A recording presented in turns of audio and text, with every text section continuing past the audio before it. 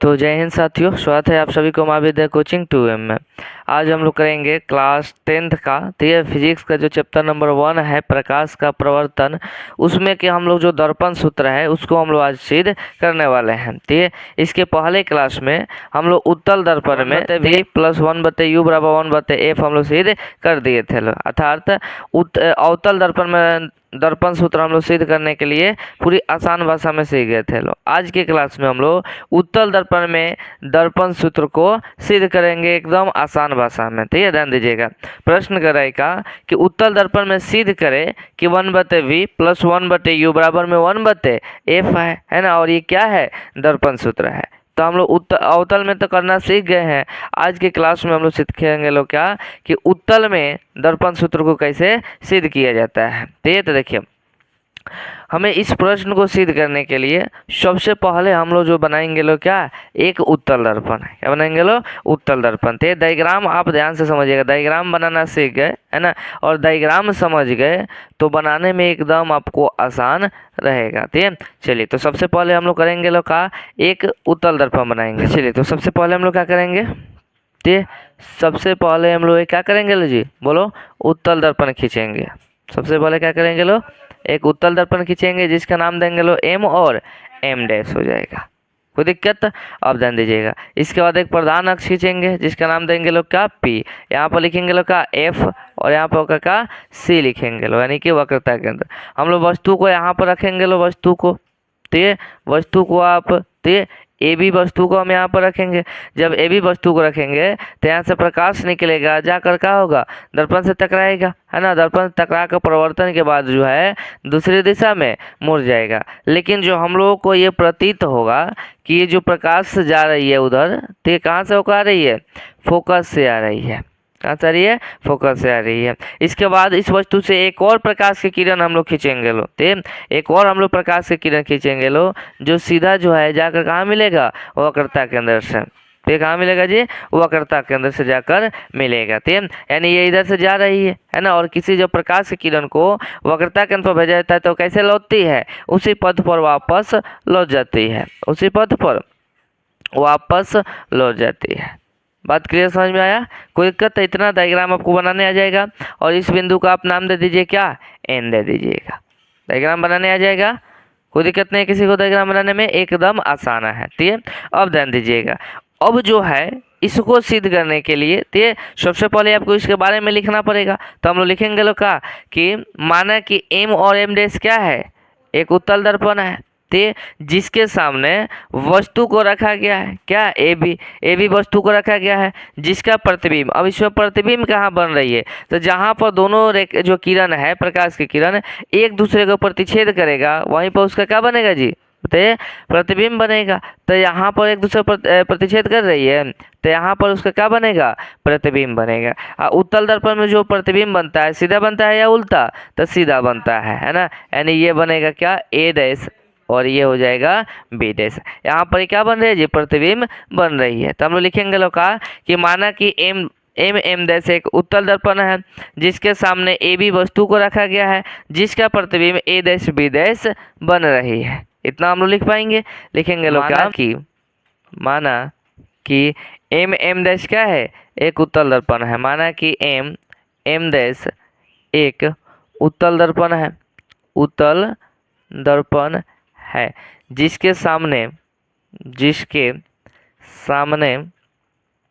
ते वस्तु ते ए बी को रखा गया है, वस्तु ए बी को रखा गया है जिसका प्रतिबिंब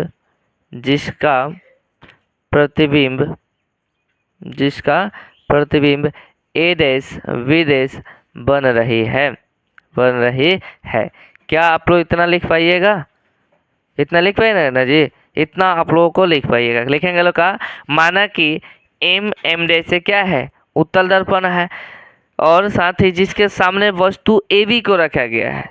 उत्तल दर्पण के सामने हम लोग वस्तु क्या रखे हैं? ए बी रखे हैं, जिसका प्रतिबिंब क्या बन रहा है? ए डैश बी डैश बन रही है। इतने बात को हम लोग इसमें लिख देंगे लोग। इसके बाद हम लोग लिखेंगे लोग का सिद्ध करना है, सिद्ध करना है। सिद्ध करना है, क्या सिद्ध करना है जी? तो हम लोग सिद्ध करना है कि 1/v प्लस 1/u बराबर में 1/f, ये हम लोग को सिद्ध करना है। इसके बाद हम लोग लिखेंगे लोग का उपपत्ति, ठीक, उपपत्ति अब हम लोग लिख कर यहाँ से अब सॉल्व करना चालू करेंगे लोग, ठीक है। अब ध्यान से समझिएगा, इसको सिद्ध करने के लिए ये जो हम लोग का डायग्राम है, इस डायग्राम में हम लोग को टोटल 4 त्रिभुज को ढूंढना पड़ेगा। कितना त्रिभुज को?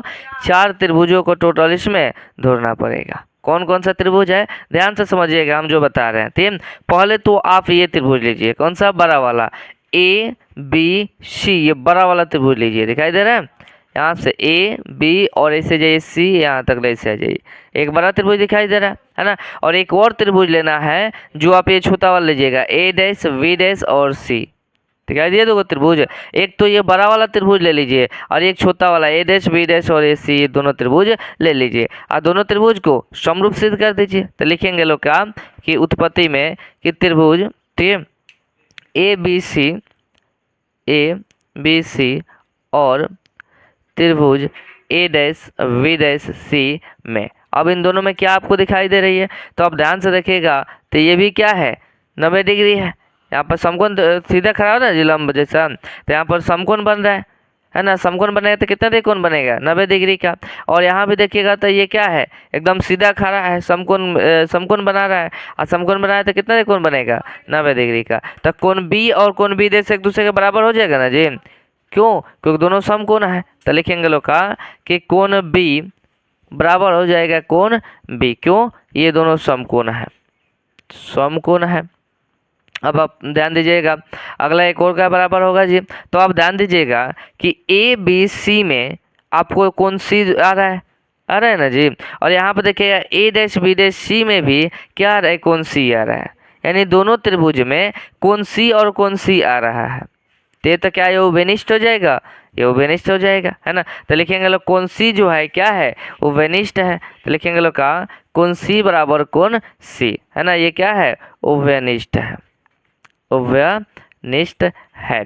और जब ये उभयनिष्ठ है तब क्या हो जाएगा? आप ध्यान दीजिएगा, हम लोग दोनों त्रिभुज में 2 कोण बराबर कर दिए, और जब 2 कोण बराबर हो जाएगा तो ए समरूपता से क्या ये दोनों समरूप नहीं हो जाएगा जी? ये दोनों क्या हो जाएगा? समरूप हो जाएगा। तो लिखेंगे लोग का तब त्रिभुज ABC समरूप होगा त्रिभुज A', B', C के। क्यों? ए समरूपता से, ए समरूपता ते कसौटी से आप लिख सकते हैं। तब इसलिए जब ये दोनों समरूप हो जाएगा, तो समरूप के लिए क्या बताया है? तो ध्यान रखिएगा, यदि 2 त्रिभुज समरूप हो तो उनके संगत भुजाओं का अनुपात क्या होता है? बराबर होता है, संगत भुजाओं का अनुपात। अब ध्यान दीजिएगा, इन दोनों त्रिभुज में कौन कौन बराबर होगा? तो ये लंब है और ये भी क्या है जी? लंब है। तो लंब और लंब एक दूसरे के बराबर हो जाएगा, यानी AB जो होगा A', के अनुपात में आएगा, है ना। यानी AB बटा में A', B' होगा। अब बराबर, अब ध्यान दीजिएगा, B से C तक क्या है? त्रिभुज ABC का आधार है ना। तो इसमें भी आधार क्या होगा? B' और C होगा, B' और C होगा। अगर इसका लंब लिए तो इसका भी लंब लेंगे, और इसका आधार हम लिए तो इसका भी आधार ना लेंगे जी। तो BC बटा में B', C हो जाएगा। तो लिखेंगे लोग का BC बटा में B', इसको हम मान लेंगे समीकरण नंबर 1 मानेंगे लोग। कोई दिक्कत है यहाँ तक, है ना? यहाँ तक कोई दिक्कत नहीं है। अब ध्यान दीजिएगा, अब लिखेंगे लोग का फिर यहाँ तक कंप्लीट होने के बाद अब हम लोग जो है दूसरा त्रिभुज खोजेंगे लोग। तो आप कौन सा त्रिभुज लेंगे लोग? अब ध्यान से समझिएगा कौन से त्रिभुज की हम बात कर रहे हैं। एक ये त्रिभुज देखिए NPF, क्या ये त्रिभुज दिखाई दे रहे गो? NPF है ना, कौन सा? NPF ये त्रिभुज। और इसी में एक छोटा सा त्रिभुज दिखाई दे रहा है A', B', दिखाई दे रहा है ना जी। ध्यान से समझिए कौन त्रिभुज की बात कर रहे हैं। NPF, ये इस त्रिभुज की बात की है हम। और यहाँ पे एक और त्रिभुज दिखाई दे रहा है A', B', ये छोटा वाला त्रिभुज। इन दोनों त्रिभुज को यदि हम समरूप सिद्ध करें, है ना, तो इनके भुजाओं का अनुपात बराबर हो जाएगा। तो लिखेंगे लोग का कि त्रिभुज NPF और त्रिभुज A',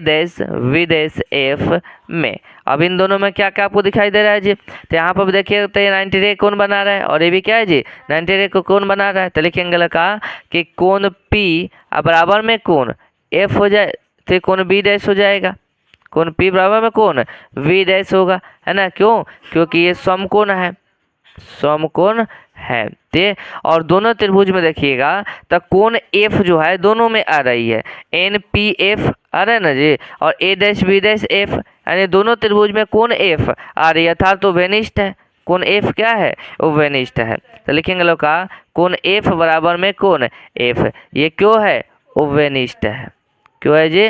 वो वेनिस्ट है। यहाँ तक कोई दिक्कत? अब हम लोग लिख सकते हैं का कि तब ठीक, जब दो कोण बराबर हो गए तो ये त्रिभुज और ये त्रिभुज क्या होगा? समरूप हो जाएगा। तो लिखेंगे लोग तब त्रिभुज NPF समरूप होगा त्रिभुज A dash V dash F के। किस नियम से जी?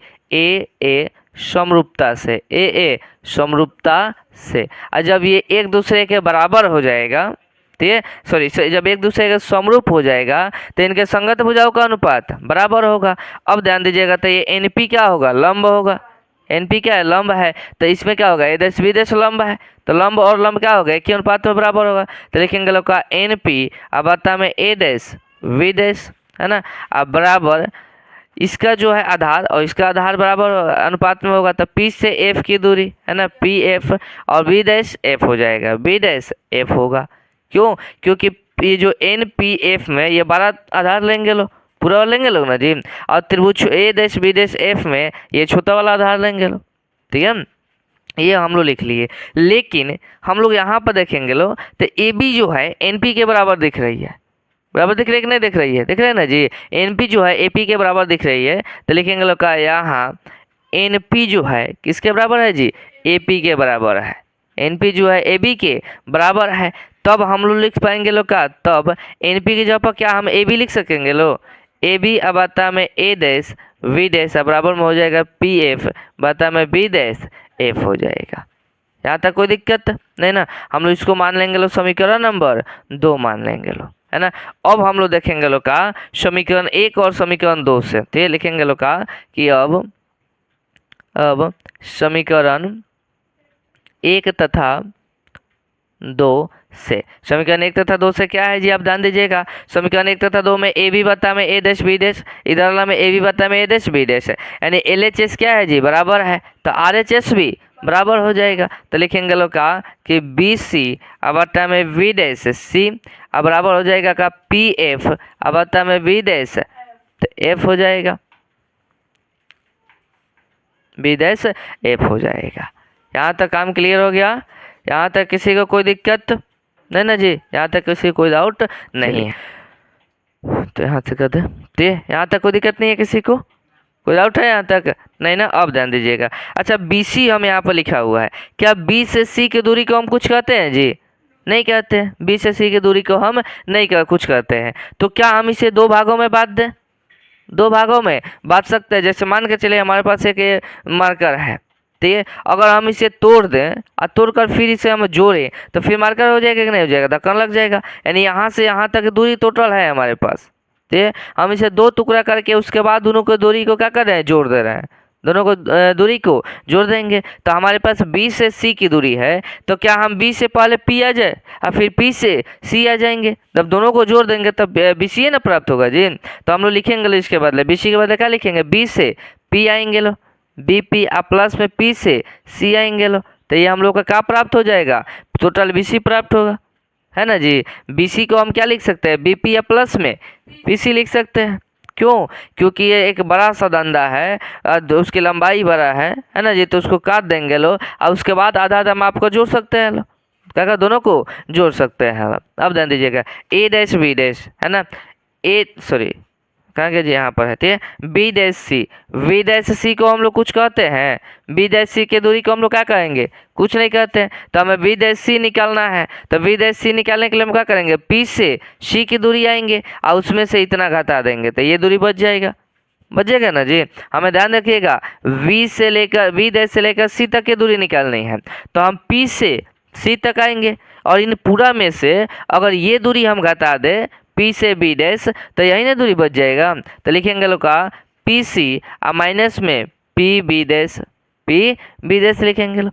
अब बराबर है तो लिखेंगे क्या? बराबर। अब ध्यान दीजिएगा P से F की दूरी तो फोकस कहा जाता है, ठीक, इसको जैसे वैसे रहने दीजिए। अब बटे ठीक, अब ध्यान दीजिए बी डैश एफ, हमें जो है सिर्फ इतनी दूरी चाहिए, ठीक, बी डैश एफ यहाँ दूरी हमें निकालनी है। तो हम क्या करेंगे, पी से एफ की दूरी आएंगे और इतना घटा देंगे तो ये दूरी बच जाएगा। तो लिखेंगे लोग का कि पी एफ माइनस ठीक पी बी डैश लिख देंगे लोग। यहाँ तक कोई दिक्कत, यहाँ तक किसी को डाउट है जी? नहीं ना। अब देखिएगा तो बी से पी की दूरी को अब हम लोग क्या कहेंगे, यहाँ पर आप लिख सकते हैं चिन्ह परिपाटी के अनुसार, चिन्ह परिपाटी के अनुसार, चिन्ह परिपाटी के अनुसार, है ना। चिन्ह परिपाटी के अनुसार हम लोग क्या लिखेंगे आप समझिएगा, बी से लेकर पी की दूरी को हम लोग क्या कहते हैं, यानी पी से बी की दूरी को हम लोग क्या कहते हैं, यहाँ पर वस्तु रखा गया है तो इसको हम लोग क्या कहेंगे, वस्तु की दूरी। क्या कहेंगे जी, वस्तु की दूरी। अब वस्तु की दूरी को किससे इंगित करते हैं लो जी, यू से। किसे इंगित करते हैं, यू से।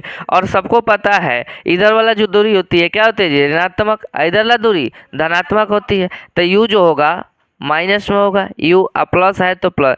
पी से यानी पी से सी की दूरी को हम लोग क्या कहते हैं, वक्रता केंद्र। और वक्रता केंद्र को आर से इंगित करते हैं। अब बटे फिर पी से सी की दूरी को वक्रता केंद्र यानी आर लिखेंगे। इधर वाला जितनी दूरी है सब धनात्मक होगा, इधर वाला जितनी दूरी है वो सब ऋणात्मक होगा।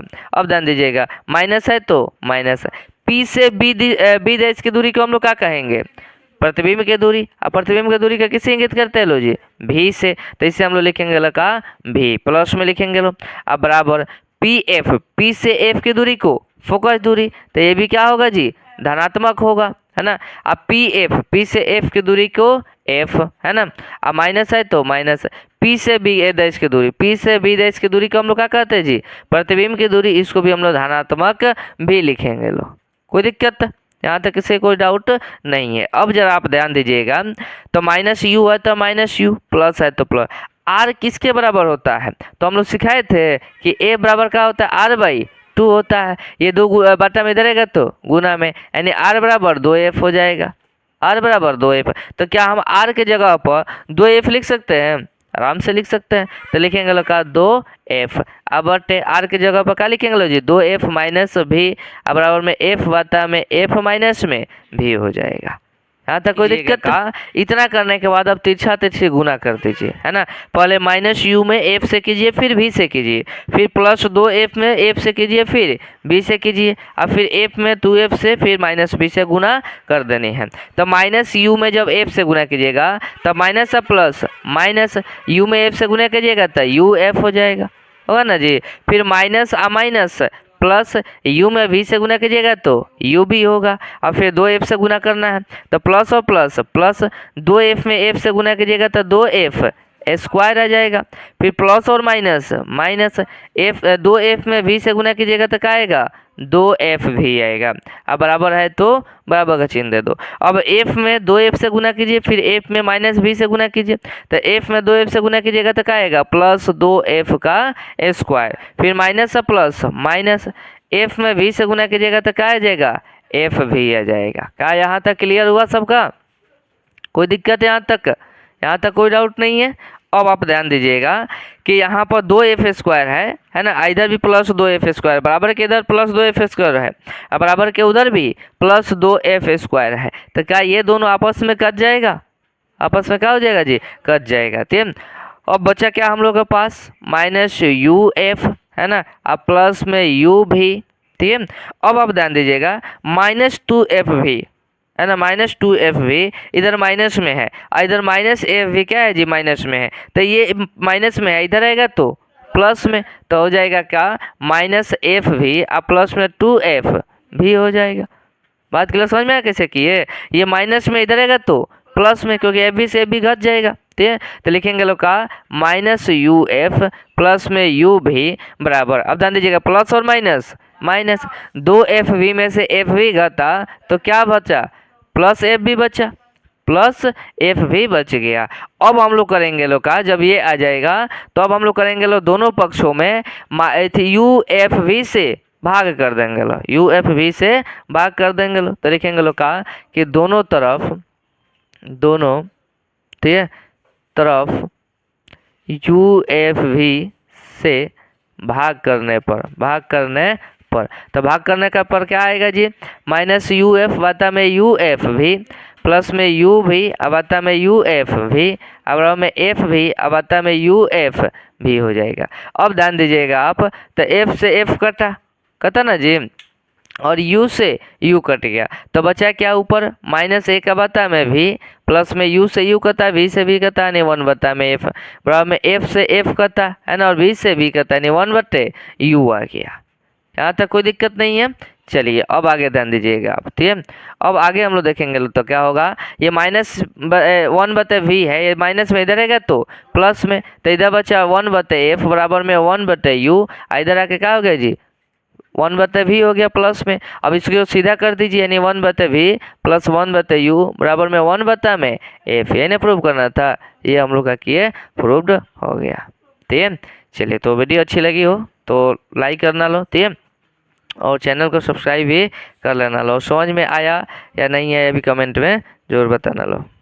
तुम लोग आया कि नहीं है।